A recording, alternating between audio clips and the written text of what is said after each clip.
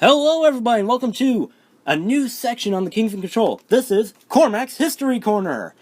And on this corner I'm going to be talking about things in video games that are historically tied. Maybe you thought it was fiction, maybe you didn't, maybe you already knew, but hello and welcome to the Cormac Corner.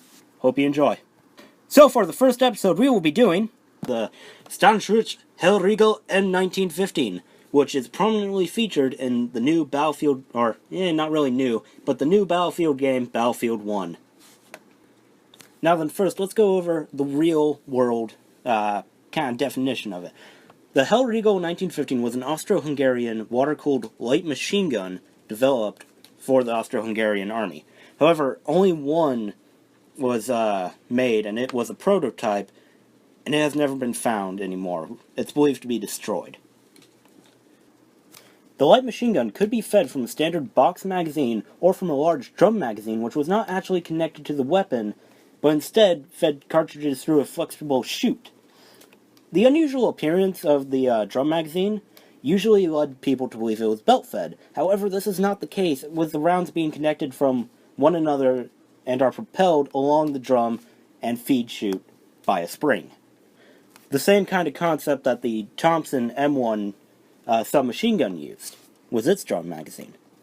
Now, unfortunately, not a whole lot is known about the actual weapon, as it never left the prototype stage.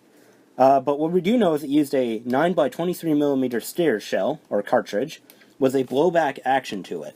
And a blowback system in a gun is a system of operation for self-loading firearms that obtains energy from the motion of the cartridge case as it is pushed to the rear by expanding gas created by the ignition of the propellant charge.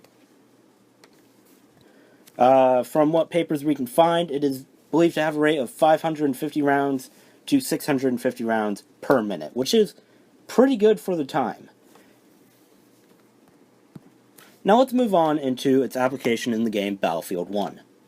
In Battlefield 1, it is a submachine gun exclusive to the Assault class that is unlocked once you reach rank 10 Assault, and you can buy it for 200 war bonds. It's the factory version. It acts as your primary weapon, and it only has an automatic fire mode. That means you can't go to single shot. It also has a rate of fire of 650 rounds per minute inside the game, and with the factory model of it, you get 60 rounds to your magazine. And you get another 120 rounds in your reserve. Now the gun, since it has this big drum magazine on it, has a reload time of 4.5 seconds when it's empty, and 3.75 seconds when it has ammunition still in it. Recoil is pretty much what you would expect from a submachine gun in the Assault class. It has 0.28 recoil if you have it centered, and 0.38 recoil to the left or to the right.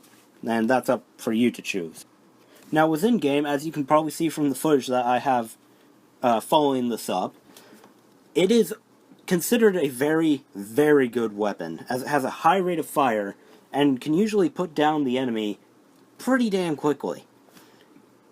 And it has a good range on it. It's not the best range, but it's still an SMG, but it works.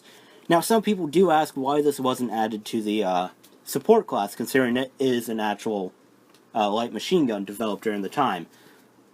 I'm not completely sure why they didn't do that, but it was DICE's choice, and considering the weapon we got instead for the support, I'm okay with it.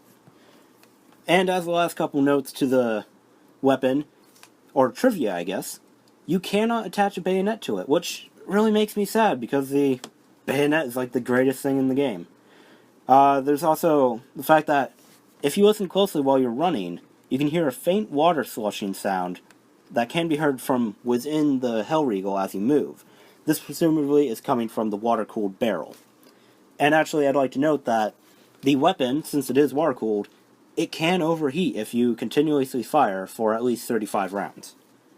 And I guess that will be all for today's episode, and the first episode. I hope you enjoyed. I really like history, and I'd like to spread it to you guys. So, if you enjoyed, leave a like or leave a comment, and we'll see you around next time. Thank you very much. This has been Cormac's History Corner. Bye-bye.